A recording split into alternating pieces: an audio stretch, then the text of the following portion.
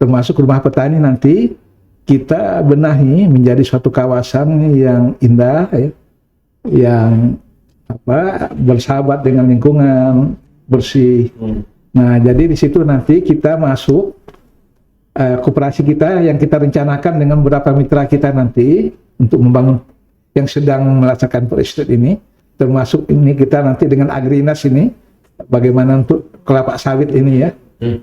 Jadi kita punya prinsip, kita itu bukan hanya sekedar mencetak sawah, tetapi bagaimana kita menata kawasan yang komprehensif, infrastrukturnya sampai kepada nanti kawasan industrinya, mallnya.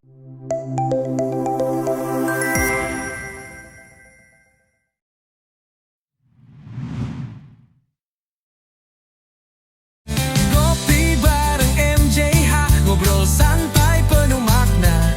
Bersama Prof. Muhammad Jafar Hapsah, cerita petani penuh inspirasi. Jadi wadah bagi penyuluh ya.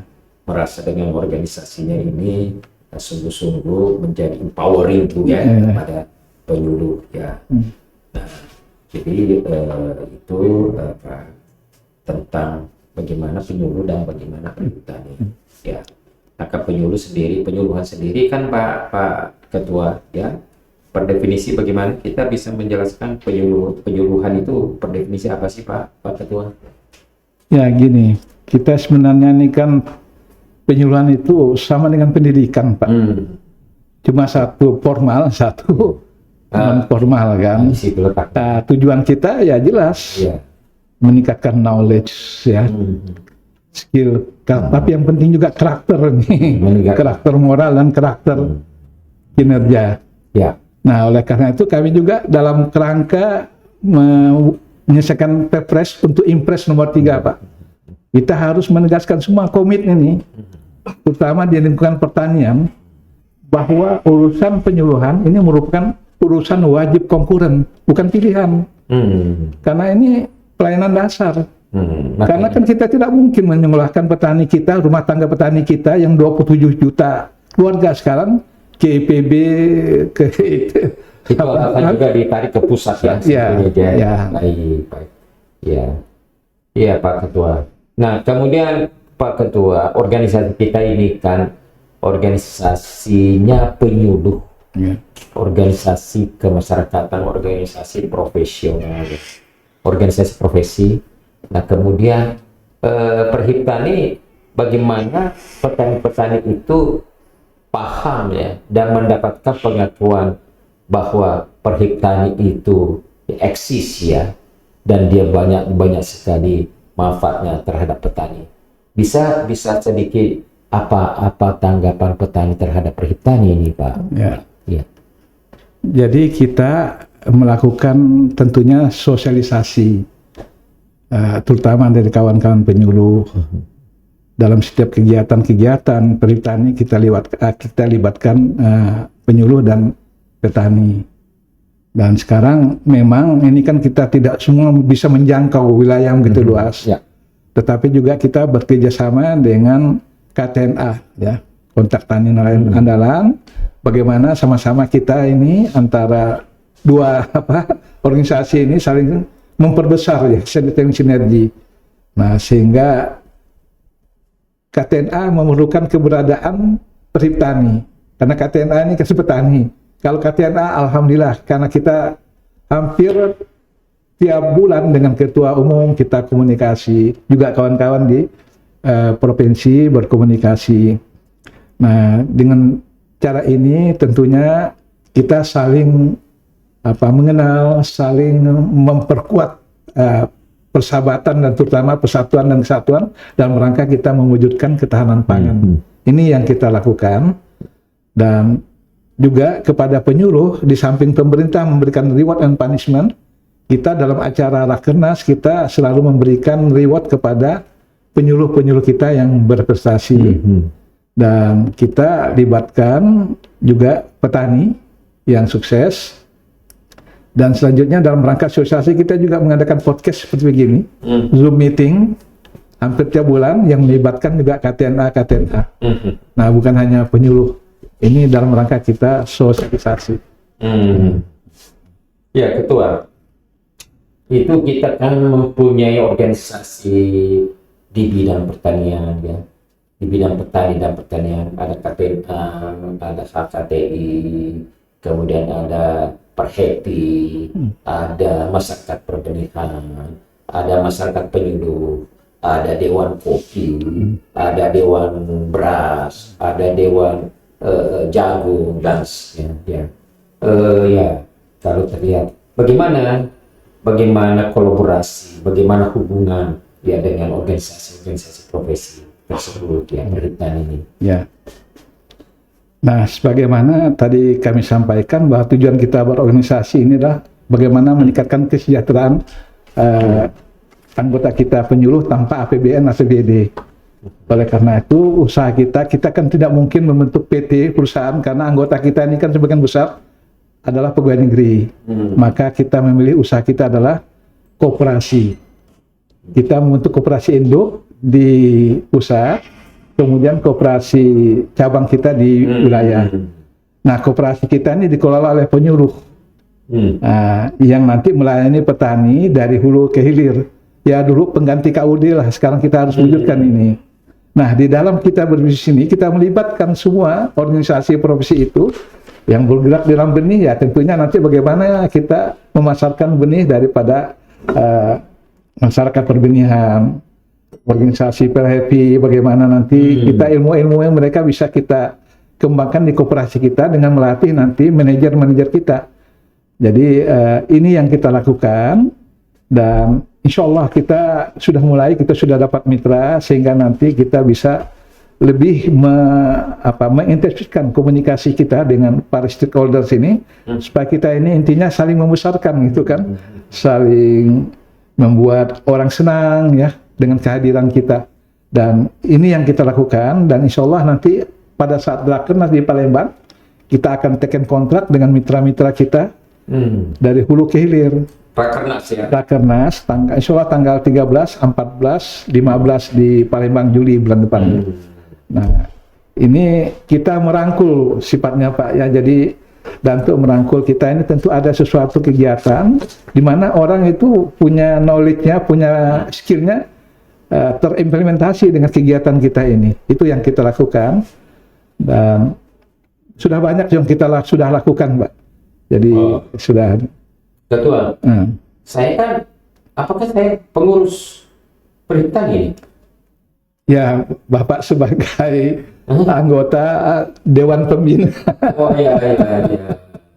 Pembina tentunya kami berkewajiban ini mendatangi Dewan Pembina kan, terutama untuk mendapatkan arahan. Ya. Apakah langkah-langkah pengurus sekarang ini dalam rangka mendukung program pemerintah, bagaimana kita mewujudkan swasembada pangan berkelanjutan ini sudah tepat. Nah, karena ini kan kita perlu sebagai organisasi mitra pemerintah, kita perlu bersinergi dengan terutama pemerintah dan sekarang kan Pak Menteri sudah menekankan bahwa kita ini perlu melakukan percepatan kan. Nah, untuk melakukan percepatan itu kan tentunya bagaimana kekuatan kita ini saling memperkuat dan itu jalannya itu akan lebih cepat lagi gitu. Ya. Nah, adakah sebagai organisasi perhitani, adakah terobosan-terobosan terakhir ini yang dilakukan oleh perhitani terhadap petani atau terhadap bagaimana ya mendukung swasembada pangan oleh Presiden? Ya, isu kita ini kan masalah produktivitas. Misalnya padi saja. Angka BPS 2024 kan 5,2 ton per hektar. Ya. Nah, tapi ada beberapa provinsi yang di bawah itu ya, ada provinsi yang sudah di atas. Nah, jadi isu yang pertama ini adalah soal produktivitas. Sawah baku kita ini kan 7,4 juta. Tapi luas panen kita ini kan baru 11 juta lebih. Harusnya kan 14 juta dua kali kan. Nah, oleh karena itu kami DPP Pertani sudah berusaha bagaimana kita mendorong produktivitas meningkat, kemudian luas tanam meningkat. Nah, masalahnya ini kan petani yang terfasilitasi dari anggaran pemerintah ini kan, ya taruhlah yang APBN kita ini 20 T lah saja, tambah subsidi mungkin itu. Kan hanya terlayani mungkin hanya 30% dari total areal, misalnya yang 7,4 juta. Ya. Yang itu gimana kita melayani? Ini kan produktivitasnya tertinggal ini kan. Oke, yang terfasilitasi sudah bagus. Tapi yang 70% ini gimana kita mendorongnya? Nah, itulah kita akan masuk ke daerah itu, wilayah itu, dengan koperasi kita, bermitra dengan pemain hulu, pemain hilir, dibina oleh penyuluh. Masalah-masalah petani, kalau saya nanam, ada yang beli enggak? Kalau saya sudah ada yang beli, harganya reasonable enggak? Kemudian benihnya ada enggak? Nah, itu semuanya dengan koperasi kita, masa itu dapat kita selesaikan dalam satu paket. Nah, sehingga nanti harapannya kalau kita bisa meningkatkan produktivitas, nggak usah tinggi-tinggi lah, dari 5,2 saja tadi, itu bisa 1 ton aja. Nah, berarti kalau 7 juta kan 7 juta ton. Kalau tambah luas tanamnya lagi itu kan kita nanti olahkan dengan mekanisasi.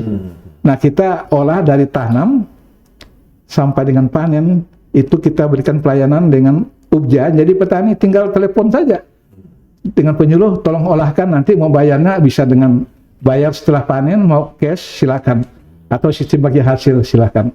Ini yang kita akan lakukan, dan mudah-mudahan ya lebih cepat lagi kita membantu pemerintah untuk menjadi bukan hanya swasembada berkelanjutan, tetapi kita menjadi exporting country. Kita bisa menekan biaya produksi. Nah, kemudian produktivitasnya meningkat, ya kita bisa bersaing dengan Vietnam, dengan Thailand. Jadi ini yang kita lakukan tanpa APBN APBD. Ini kan yang dua APBN APBD ini sudah jelas itu. Baik. Nah, ya memang kan penyuluhan pegawai itu juga ya, banyak tugas-tugas. Nah, kita kan terakhir ini atau dalam rangka mendukung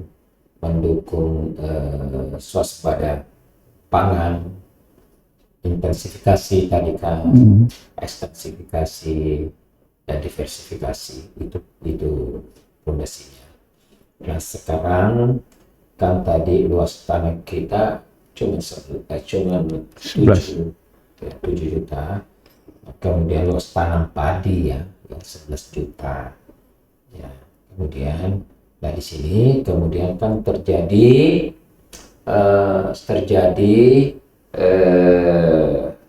refungsi dari tanah ke tanah pertanian menjadi non pertanian. Nah, ini kan kemudian pada program terakhir ini, terutama menjelang dan setelah Presiden Prabowo ya, menjelang setelah juga dilantik menjadi presiden, kemudian program ekstensifikasi yaitu dalam bentuk cetak lahan pertanian yang diberikan nama food estate ya. Nah, bagaimana fungsi penyuluh ya di dalam penyuluhan kepada petani di dalam food estate ini? Dan tentu pertanyaan selanjutnya, apakah food estate ini yang dicetak ini, yang dibangun ini ya dibagikan atau dimiliki oleh petani atau calon petani?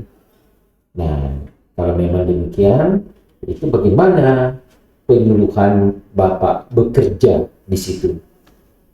Ya. Ya, jadi jelas pertama kita lihat siapa yang berperan yang di food estate yang sudah bergerak ini kan.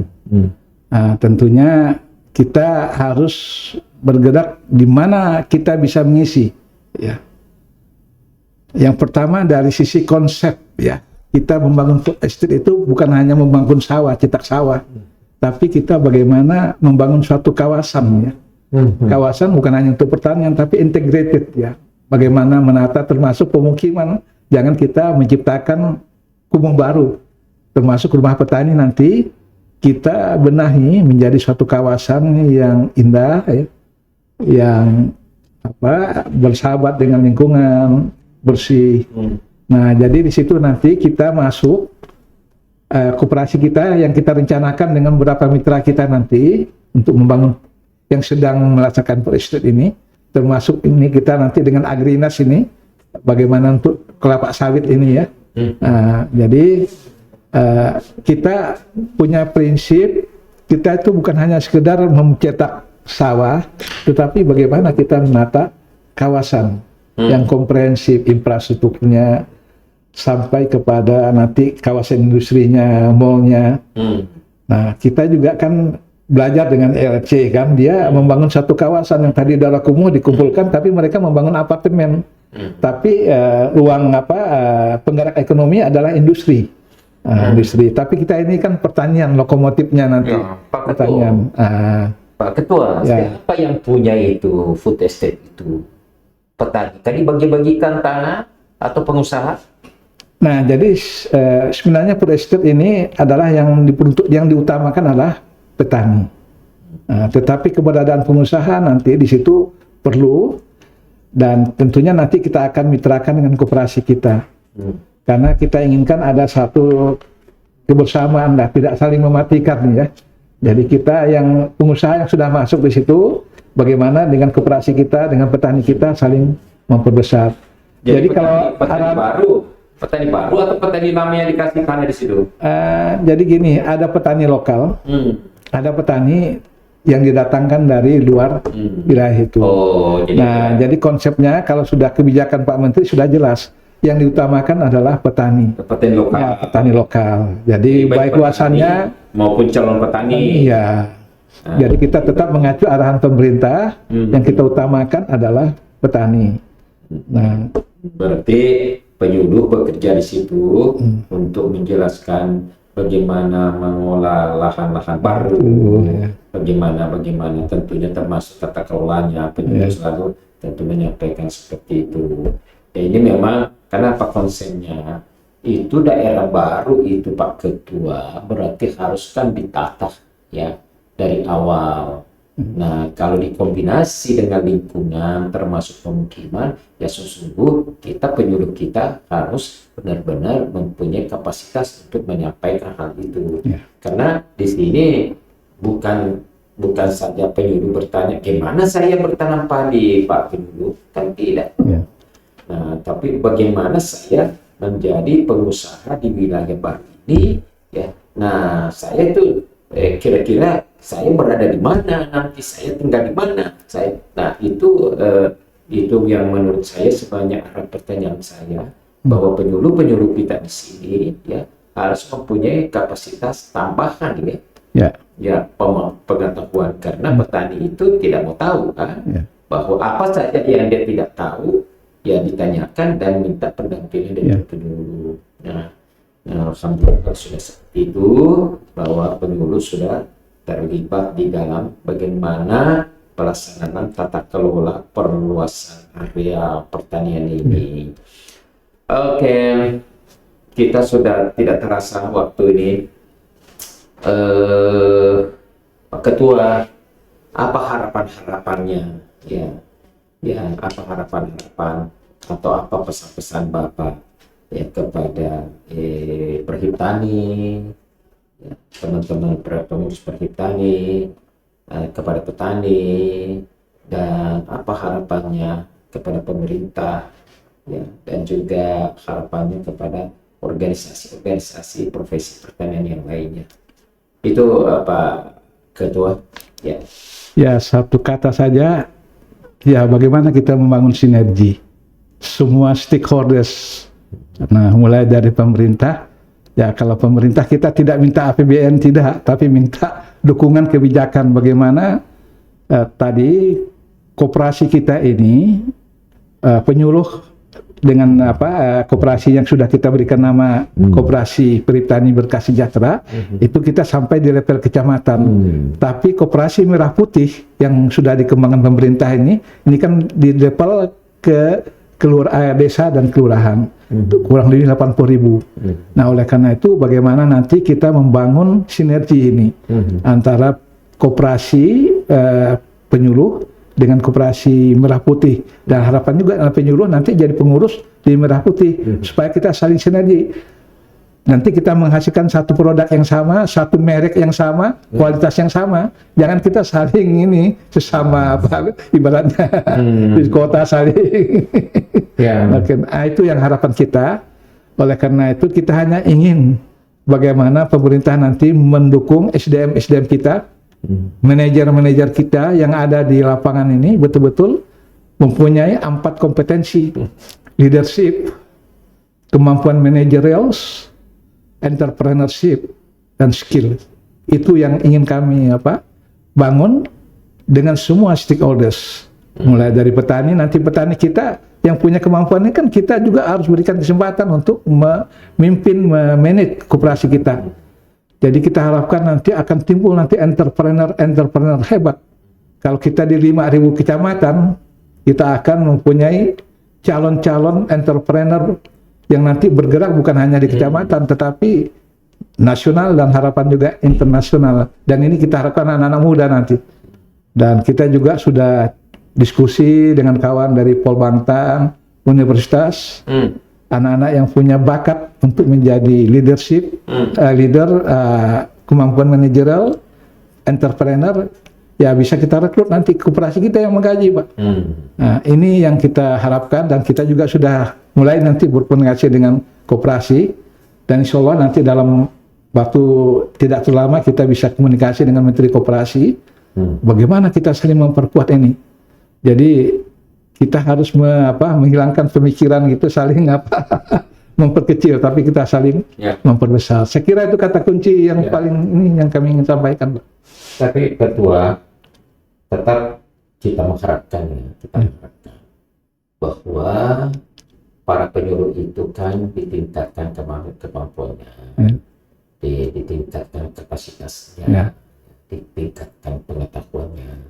Oleh karena itu, ya saya masih saya menyarankan untuk minta Ketua juga memperjuangkan bagaimana anggaran atau bagaimana APBN, bagaimana atau program daripada pelatihan diintensifkan, ya seperti itu. Jadi ada jadi, apalagi menghadapi penyuluh sekarang kan bukan hanya memberikan pendampingan di dalam hal bertani, bercocok tanam, tetapi sekarang kan bagaimana mendampingi petani untuk menjadi entrepreneur,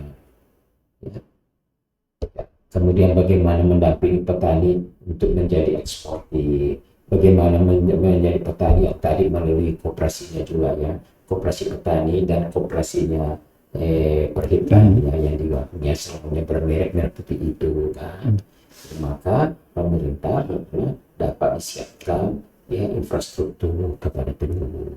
Dulu ingat nggak waktu saya Sekretaris Bimas belikan sepeda motor kepada penyuluh, dan menurut yang saya ketahui sampai sekarang kan tidak ada lagi. Motor itu sudah tua kan, dipakai sekarang bonceng-bonceng gabah saya itu di daerah itu tahun 2000 itu bagi motor infrastruktur kepada penyuluh. Kalau penyuluh kita sungguh-sungguh harus mempunyai transportasi, karena tidak ada transportasi umum juga dong, ya ke pematang itu kemana. Nah itu jadi tetap Perhitani saya menurut saya memperjuangkan bagaimana ya program-program peningkatan kapasitas penyuluh itu ya dilaksanakan atau oleh pemerintah. Apalagi nanti makanya juga kan dia menjadi pusat.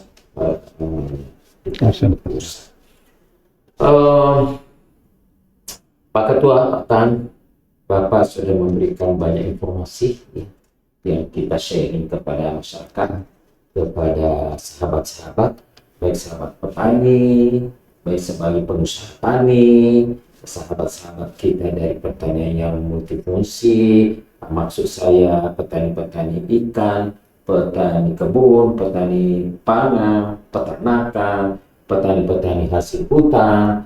Nah, ini semuanya informasi yang disampaikan oleh Bapak Patan, ya mudah-mudahan lagi menambah ya pencerahan kita terhadap bagaimana kapasitas penyuluh pertanian itu di dalam mendampingi petani meningkatkan produksinya dan meningkatkan kesejahteraannya. Terima kasih Pak Patan.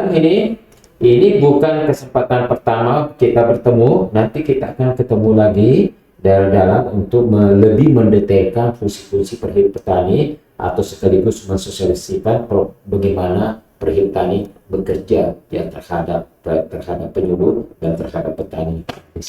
Terima kasih Pak Patan. Terima kasih Pak Yapan. Warahmatullahi wabarakatuh. Wassalamualaikum. Yes.